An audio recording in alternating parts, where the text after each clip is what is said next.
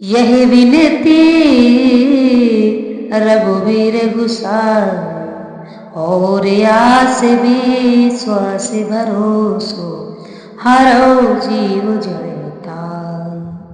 मेरी योग्यता में कमी है तो वह आप पूरी करो।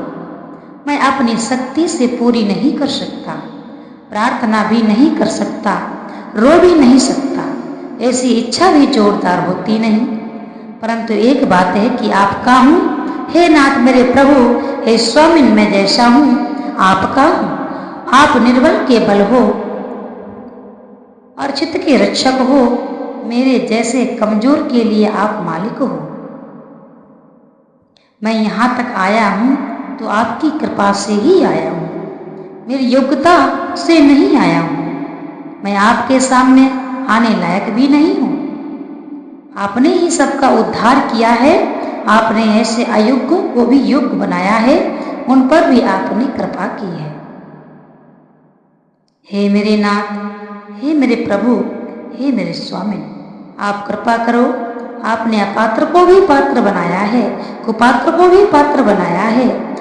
आपको छोड़कर मैं कहाँ जाऊं?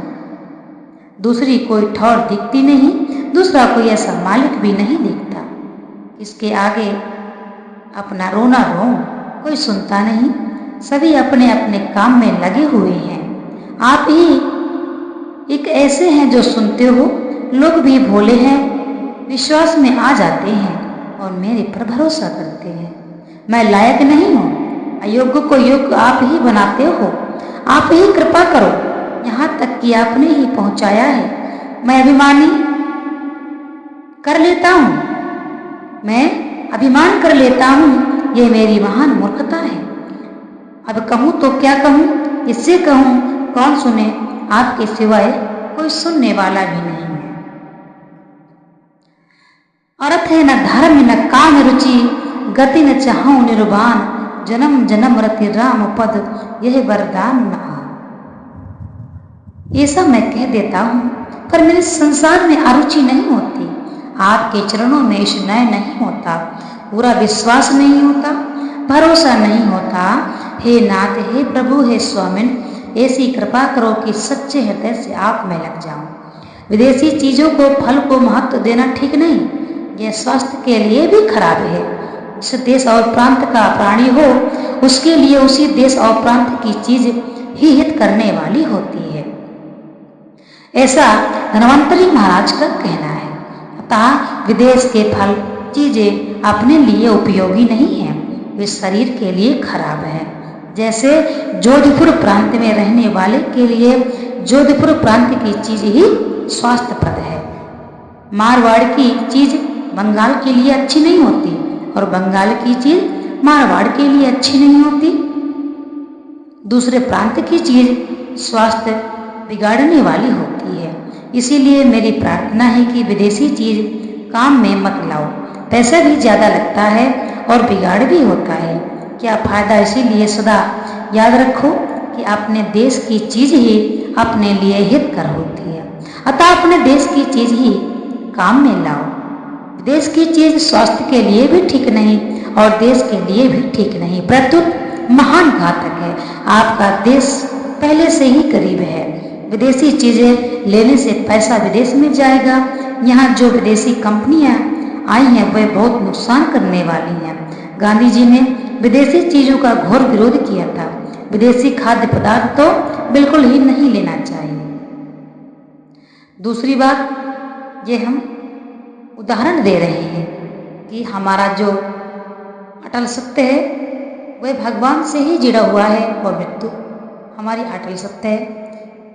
इसीलिए हम भगवान को नहीं छोड़ सकते।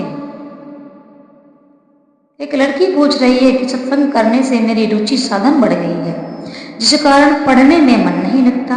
अब साधन करना और पढ़ाई करना दोनों में सामंजस्य कैसे हो? भगवान की प्रसन्नता के लिए, माँ बाप की प्रसन्नता के लिए, कुटुंब की प्रसन्नता के लिए पढ़ाई करना चाहिए, अपने लिए नहीं। ऐसा करने से पढ़ना उपकार हो जाएगा, सेवा हो जाएगी। इसीलिए केवल सेवा के लिए पढ़ना चाहिए, अपने लिए नहीं। अपने लिए केवल भजन करना है, फिर सब ठीक हो जाएगा। देखिए, भाव शरीर क्या है? भाव शरीर क्या है? किसे कहते हैं भाव शरीर? मैं भगवान का हूँ, यह भाव शरीर है। प्रेम भी भाव है, यह जड़ नहीं है, प्रत्युत चिन्मय है। आपका भाव चेतन है, साधक शरीर नहीं होता, प्रत्युत भाव होता है। संसार में भगवान इतने दुर्लभ नहीं है, वास्तव में साधन बताने वाला दुर्लभ है। जो हमें साधन बताता है वह दुर्लभ है। संसार में ऐसा कोई अक्षर नहीं है जो मंत्र ना हो, ऐसी कोई जड़ी बूटी नहीं जो औषधि ना हो, और ऐसा कोई मनुष्य नहीं जो योग्य ना हो, परंतु इनका संयोजक दुर्लभ है। तात्पर्य है कि अक्षर का ऐसे उच्चारण किया जाए तो यह अमुक काम करेगा, ये जड़ी बूटी को इस प्रकार दिया जाए तो अमुक रोग दूर हो जाएगा, ये मनुष्य इस प्रकार करे तो बिल्कुल जल्दी इसकी उन्नति हो जाएगी। इसी प्रकार बताने वाले पुरुष संसार में दुर्लभ है। वास्तव में ठीक तरह से साधन बताने वाला दुर्लभ है। इसीलिए देरी हो रही है। साधन बताने वाला अनुभवी हो और जानने की उत्कट इच्छा हो तो बहुत जल्दी काम होता है। मेहनत गुरु करता है, सिद्धि चेले की होती है। ठीक बताने वाला वही होता है जिसने अनुभव किया है।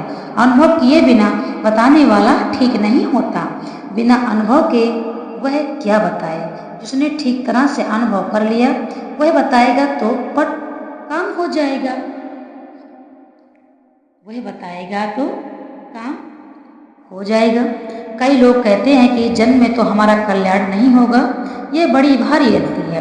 परमात्मा की प्राप्ति में भविष्य नहीं है, परंतु जब जानने वाला है मिल जाए और हमारे में जानने की उत्कंठा हो।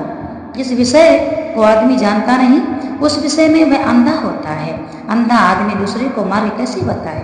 आजकल ऐसे ही आदमी मिलते हैं, उनमें गुरु बनने का शौक तो है पर गुरु बनने की योग्यता नहीं है। वे शिष्य की पीड़ा को जानते ही नहीं। शिष्य हित किस बात में है, ऐसे ही गुरु आपको मिलेंगे,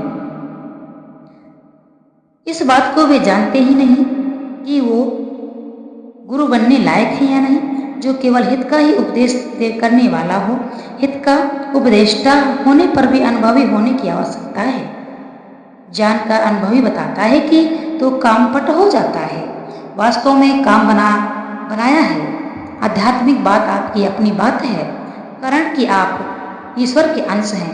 ईश्वर अंश जीव अविनाशी। ईश्वर का अंश होने से हमारे घर के माता पिता जितने घर के होते हैं, समझने का विषय है। ईश्वर अंश जीव अविनाशी। ईश्वर का अंश होने से ईश्वर हमारे घर के हैं। माता पिता जितने घर के होते हैं इतने घर का कोई नहीं होता, पर यह बात लोग समझते नहीं। इसीलिए मैं आप सबसे प्रार्थना करता हूँ कि कृपा करके भगवत प्राप्ति को कठिन मत मानो। एकदम सच्ची बात है, क्योंकि यह तो अपने घर की बात है।